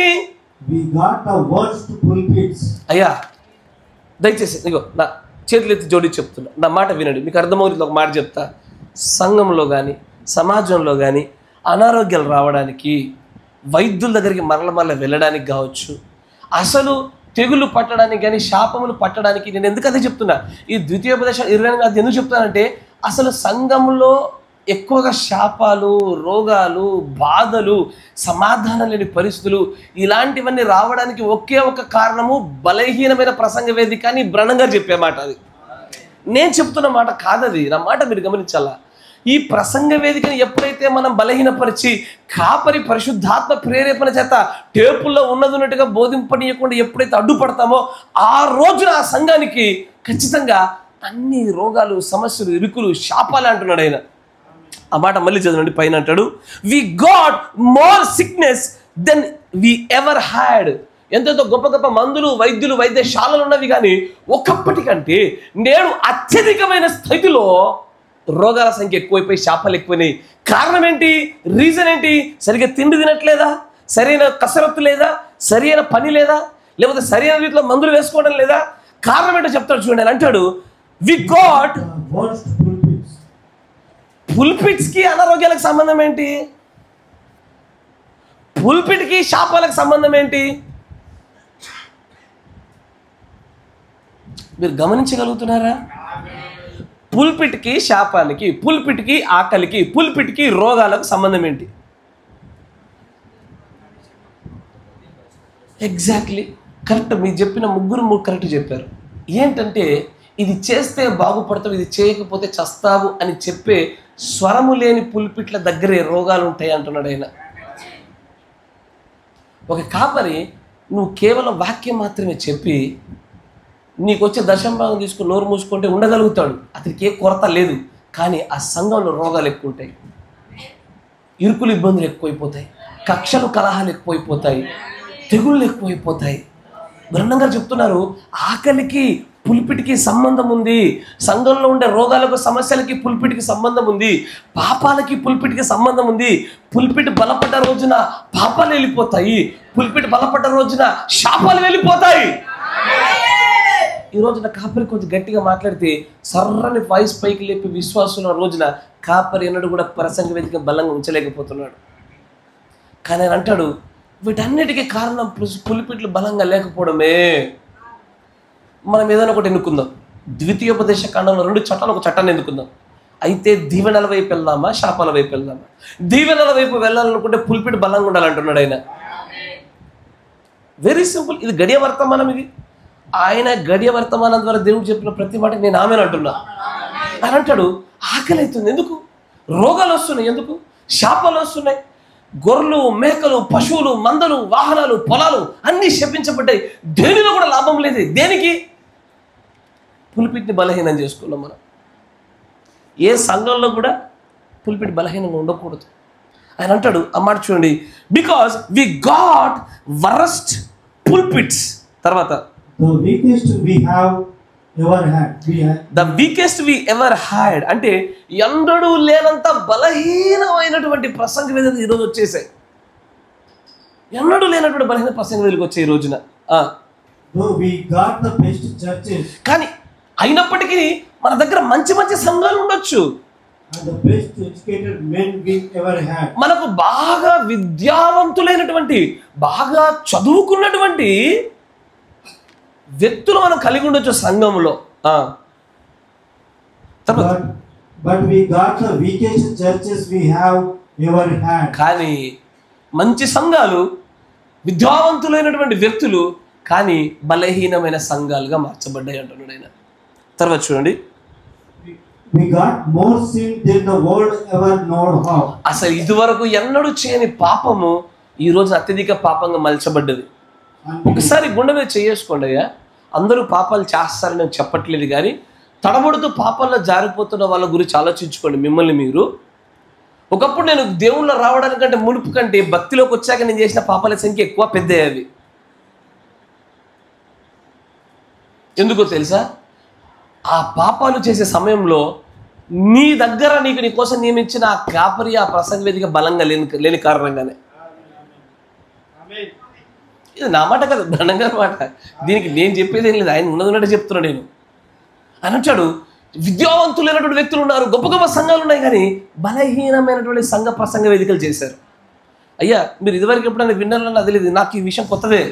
ప్రసంగ వేదికకు రోగాలకు, ప్రసంగ వేదికకు శాపాలకు, ప్రసంగ వేదికకు కోల్పోవడానికి, ప్రసంగ వేదికకు సంఘం ఎదగకపోవడానికి, ప్రసంగ వేదికకు కుటుంబాలు వ్యక్తిగత జీవితాలు ఎదగకపోవడానికి సంబంధం ఉందన్న విషయాన్ని బ్రహ్మం గారు చెప్పారు. It is a new thing. ఇది కొత్త విషయము. ఇది ఖచ్చితంగా ప్రాథమికమైన అంశంలో చాలా ప్రాముఖ్యమైన విషయం. తర్వాత చూడండి, ఆయన అంటాడు, ఎన్నడూ లేనంత గొప్ప అవిశ్వాసం కూడా ఈరోజు కనబడుతుంది. What is sin but unbelief? పాపం ఏదో కాదు, అవిశ్వాసమే. He that believeth not is condemned already. ఎవరైతే విశ్వసించరో, విశ్వాసం లేనివాడు ఇదివరకు తీర్పు తీర్చబడ్డాడు శిక్ష చేత. That's right. అవునండి, అది సరియే. There is your sin. అక్కడే ఉంది నీ పాపం, అవిశ్వాసంలోనే. Not smoking. ఏదో సిగరెట్ తాగడము, డ్రింకింగ్ చేయడము, That's attributes of unbelief. అవి పాపం యొక్క ఫలాలే, గాని అసలైన పాపము అవిశ్వాసము. అంతేనా? తర్వాత చూడండి, 70వ వచనం చూడండి. When Jesus questioned, మీకు గుర్తుందా? యేసు ప్రభువు ఒక ప్రశ్న అడుగుతారు, మీకు గుర్తుందా? విశ్వాసంతో ఒక వ్యక్తి వచ్చినప్పుడు, నేను మనుష్య కుమారుడు దిగివచ్చు దినమున ఇంతటి విశ్వాసమును ఎవడిలోనైనా కనుగొందునా అంటాడు. ఎంతమంది జ్ఞాపకం ఉంది మీలో? శతాధిపతి దగ్గర అంటాడు, ఇజ్రాయేలులో ఇంతటి విశ్వాసం ఉందన్న విషయం నాకు తెలియదే, ఇంతటి విశ్వాసం ఒక రోజున ఎవడైనా కనుగొంటానా, నేను ఆ రోజున ఎవడైనా ఉంటాడా అంటున్నాడు. ఆ విషయాన్ని గుర్తుపెట్టుకోండి. ఇప్పుడు ఇంకో చోటికి రండి, చదవండి. said, ఆయన అన్నాడు, when I come to the earth, నేను ఈ భూమిపైకి యేసుప్రభువు అన్నమాట, నేను ఈ భూమిపైకి దిగొచ్చినప్పుడు he did not say, ఆయన ఇలాగ చెప్పలేదు, will I find churches, నేను సంఘాలను కనుగొంటానా, will I find sincerity, నేను విధేయతను కనుగొంటానా అని చెప్పలేదు. will I find teachers, నేను ఆ యొక్క ఉపదేశకుని కనుగొంటానా, will I find teaching the Bible, నేను ఆ బైబిల్ గ్రంథాన్ని బోధించడం అనేది ఉందా లేదా అన్నది కనుగొంటారా అని అనలేదు. will I find doing this, ఇది చేయడము అది చేయడం అని నేను కనుగొంటారా అని అనలేదు. he said, ఆయన అన్నాడు, will I find any faith, అసలు నేను ఏదైనా విశ్వాసం కనుగొంటానా. ఆయన వచ్చే సమయానికి విశ్వాసులలో విశ్వాసం నింపబడడానికి పుల్పిటికి సంబంధం ఉంది. మీకు అర్థమవుతుందా? ఆయన వచ్చే సమయానికి విశ్వాసులలో విశ్వాసం ఇంకా నింపబడడానికి వారు ద్వితీయోపదేశం అనేది చెప్పబడిన 2 చట్టాల్లో శాపం అనే వైపుగా పడిపోయి అవిశ్వాస ధోరణిలో కానీ అల్ప విశ్వాస ధోరణిలో కానీ పడిపోకుండా అధికమైన విశ్వాసాలలో దీవెనలతో నింపబడడానికి పుల్పిటికి సంబంధం అంటాడు ఆయన. Praise the lord. ఇంకొచ్చే ముందుకు రండి. ఆయన అంటాడు, you got the power, మీ దగ్గర శక్తి ఉన్నది, you need faith, మీకు విశ్వాసం కావాలా. అంతే, కొద్దిగా విశ్వసిస్తే చాలు. దేవుడి పైన జరుగు కార్యములన్నీ కూడా ఆయన ఆధీనంలో ఉన్నవి అని విశ్వసిస్తే చాలు. ఒక అనారోగ్యం వచ్చిందా, జడియవు నువ్వు. ఒక డబ్బుల బాధ వచ్చిందా, జడియవు నువ్వు. కుటుంబ సమస్య వచ్చిందా, కదలవు నువ్వు. సంఘం కదల్చబడుతుందా, జరగవు నువ్వు. ఎప్పుడయ్యా అంటే విశ్వాసంలో మనం నిలబడ్డప్పుడు. కానీ గుర్తుపెట్టుకోండి అయ్యా సంగమా, నేను ముగించే ప్రయత్నం చేస్తూ ఉన్నాను. పుల్పిట్కి దీవెనలకు, పుల్పిట్కి శాపాలకు, పుల్పిట్కి పాపానికి సంబంధము నేరుగానే ఉంది. ఇప్పుడు ఉదాహరణకి నీకు మాట చెప్తా చూడండి.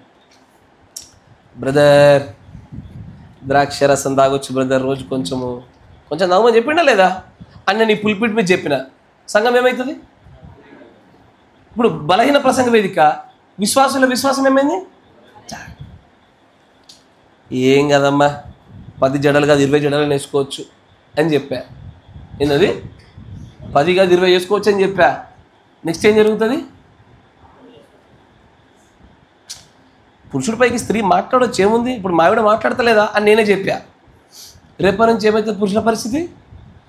పాస్టర్ గారి యొక్క భార్య మాట్లాడగలేదు, నేను మాట్లాడొద్దా? అంటే మీకు ఉదాహరణ చెప్తున్నా, ప్రసంగ వేదికన బలహీన పరచడం అంటే ఏంటో అని. ఏ మేఘం నమ్మొద్దు, అగ్నిస్తంభం మీద అసలు నాకు డౌటే. ఇక ఏంటది అగ్నిస్తంభం నాకు డౌటే. కాపరాలు నాతో మాట, మేఘము నాకు డౌట్ అయ్యా అని అన్నారు నాతో. నేను అన్నాను, మరి ప్రకటన 10ని మేఘం లేకుండా వివరించగలిగే శక్తిమంతుడు కూడా చూపించాను అన్న.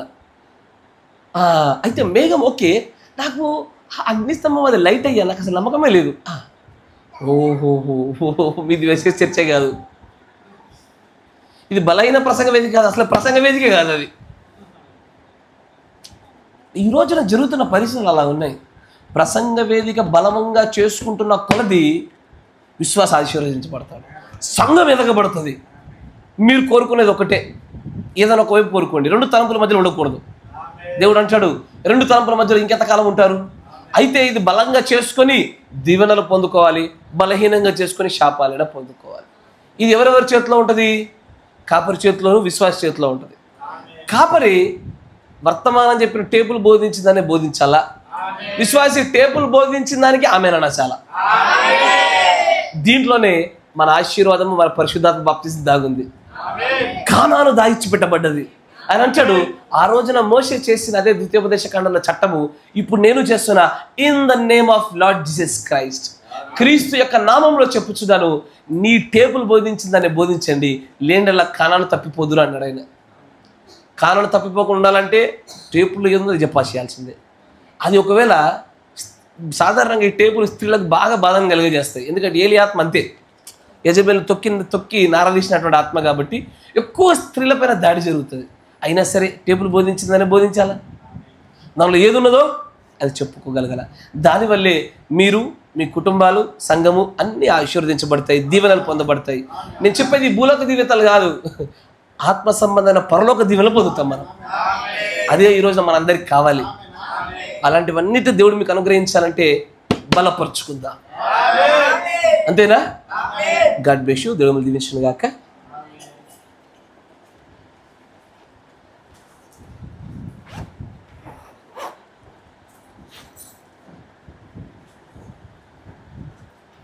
మన మధ్యలో ఉన్నటువంటి సహోదరులు పౌలు బ్రదర్ గారు చెప్పబడిన వాక్యమును బట్టి మనందరూ కూడా క్రియజరులుగా ప్రార్థన చేస్తారు. మనందరూ కూడా ఏకీభవించి ముందుకు సాగిపోదాం. స్తోత్రం స్తోత్రం స్తోత్రం స్తోత్రం స్తోత్రం.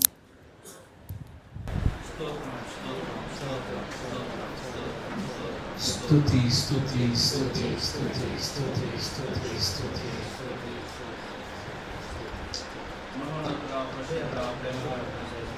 వందనాలు, స్తోత్రాలు,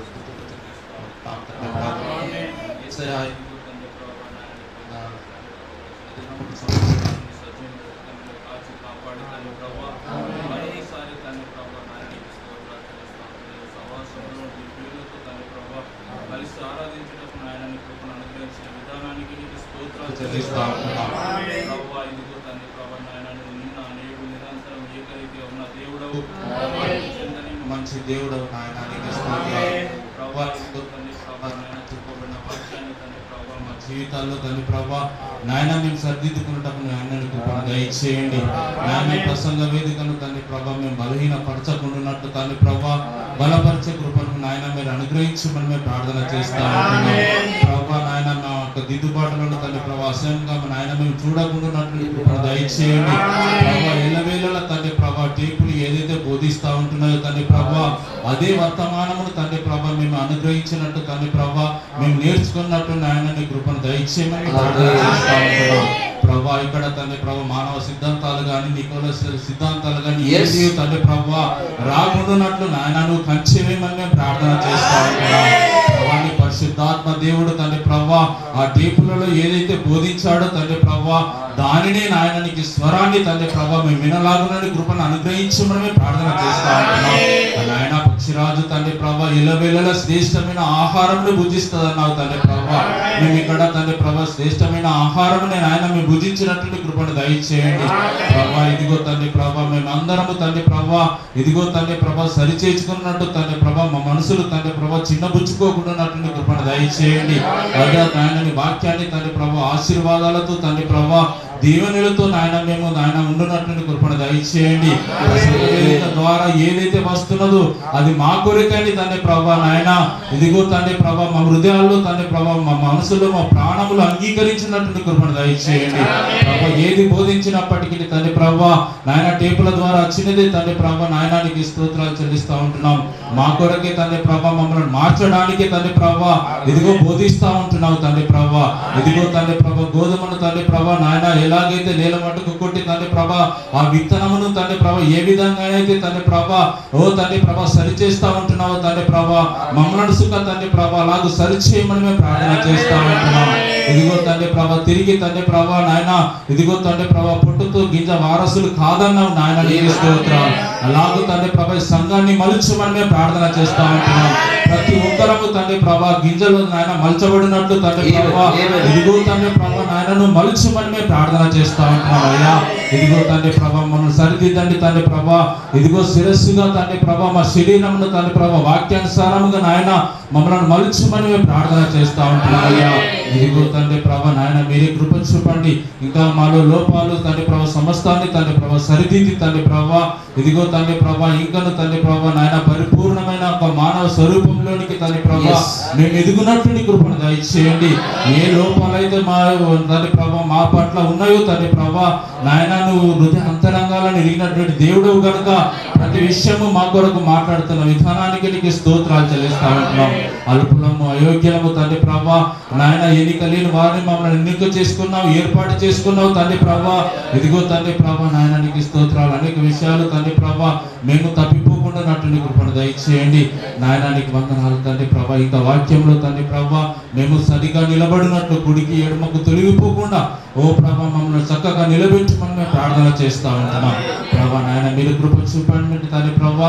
ఈ యొక్క తండ్రి ప్రభా నాయన ఆరాధన అంతటిని ఆది నుంచి అంత మట్టుకు మీరే అధ్యక్షులు నడిపిస్తున్న విధానానికి మీకు స్తోత్రాలు చెల్లిస్తూ ప్రభు అయిన యేసు క్రీస్తు నామమున స్తుతించి ప్రార్థన చేయుచున్నాము. ఆమేన్. పరిశుద్ధాత్ముడా, సర్వశక్తి సంపన్నుడా, ప్రభువా, ఈ బలహీన ప్రసంగ వేదిక అనే ఒక వర్తమానం ఉందా? అసలు ఈ ప్రసంగ వేదికతో ఎన్ని విధములుగా విశ్వాస యొక్క జీవితంలో ప్రభావాలు ఉన్నవన్న విషయాన్ని, మీరు ఎలాగ వాటిని ముడిపెట్టి ఉన్నారన్న విషయాన్ని ఈ గడియ వర్తమానికి ఎంతో చక్కగా వివరించి ఉండగా, వాటిని అన్నింటినీ కూడా ప్రభువా టేబుల్ బోధించిందాన్ని బోధించినట్టుగానే మేము తెలుసుకోవడంలో మాకు అనుగ్రహించిన కృపను బట్టి మిమ్మల్ని స్తుతిస్తున్నాము. దయచేసి నాయన, మేమైతే మా యొక్క స్థానిక సంఘ ప్రసంగ వేదికలు ఎన్నడూ కూడా బలహీనపరచుకోకుండా నీ కృప చేత, నీ శక్తి చేత మా దీవెనలకు, మా వ్యక్తిగత జీవితం యొక్క అభివృద్ధికి, మా కుటుంబంలో సమాధానకరమైన సంబంధాల యొక్క నాయన ఆ స్థితిగతులకు కారణమగినట్టుగా మేము మా సంఘంలో ఉన్నటువంటి ఈ యొక్క ప్రసంగ వేదికను బలపరుచుకునేలాగున నీ వర్తమానము ఎలాగైతే మోషే చెప్పిన దాన్ని వారు పాటించాలని నియమించున్నావో, ఈ గడియ వర్తమానికుడు గుండా కూడా ఏదైతే టేబుల్ బోధించినవో దానినే బోధించాలనే నియమాన్ని అత్యంత బలంగా సాగనిచ్చేటువంటి ఆ ప్రసంగ వేదికగా ఈ ప్రసంగ వేదిక నిలపండి నాయన. కృప చూపండి, బలపరచండి. నీ ప్రియమైన పిల్లలు నాయన దీవెనల కోసం మాత్రమే నిర్మాణం చేయబడ్డవారు నాయన. ఆ ద్వితీయోపదేశ కాండంలో 2 చట్టాలు కనబడుచుండగా నాయన, కేవలము వీరు ఆశీర్వాదాలు, దీవెనలు, ఆత్మ సంబంధంగా వీరు ఎదుగుటయు, ప్రత్యక్షతలో ముందు కొనసాగుటయు, ఎత్తబాటు కోసం సిద్ధపడుటయు అని దీవెనల గుండా మాత్రమే వీరు వెళ్ళులాగున వీరిని జ్ఞాపకం చేసుకోనండి ప్రభా. నాయన, ఆ శాపముల గురించి మేము చదివి ఉన్నాము నాయన. దానిలో ఏ ఒక్కటి కూడా మేము పొందుకోవడానికి మేము ఆశపడలేదు నాయన. దయచేసి అది మా నుంచి దూరం జరిపించమని ప్రార్థిస్తూ ఉన్నాము. ఒకవేళ నీ ప్రియమైనటువంటి పిల్లలలో ఎవరైనా అలాంటి ఒక శాపాన్ని పొందుకున్నట్లయితే దయచేసి వారికి విడుదల కలగజేయమని ప్రార్థిస్తూ ఉన్నాము. పరిపూర్ణమైన విడుదల ప్రభువైన యేసుక్రీస్తు నామములో కలుగునుగాక. మీరే వీరి యొక్క వ్యక్తిగత జీవితాలను, కుటుంబ జీవితాలను, సంఘ పరిస్థితులను, వీరి వ్యాపారములను, వీరు చేస్తున్నటువంటి పాడి పంటల పశువుల విషయంలోనేమి, వీరి యొక్క వ్యక్తిగతమైన ఆ యొక్క ఆత్మీయమైనటువంటి ఆధ్యాత్మిక అభివృద్ధి విషయంలోనేమి, వీరి యొక్క వర్తమాన ధ్యానాలనేమి, ప్రార్థన జీవితంలోనేమి, వీరి ప్రయాణాల్లోనేమి, అన్ని విషయాలు వీరిని కాపాడండి ప్రభువా. వీరిని బలపరచమని, వీరి యొక్క ఎదుగుదల వలన మీ యొక్క నామము ఘనపరచబడులాగా సహాయం దయచేయమని నాయన. నీ ప్రియమైన పిల్లలు తిరిగి వీరి గృహాలకు వెళ్ళబోచుండగా తోడుగా ఉండి కాపుదల, భద్రతను అనుగ్రహించమని ప్రభువైన యేసు క్రీస్తు నామములో ప్రార్థన చేయుచున్నాము. ఆమేన్. Praise the Lord. God bless you. దేవుడు మిమ్మల్ని దీవించును గాక.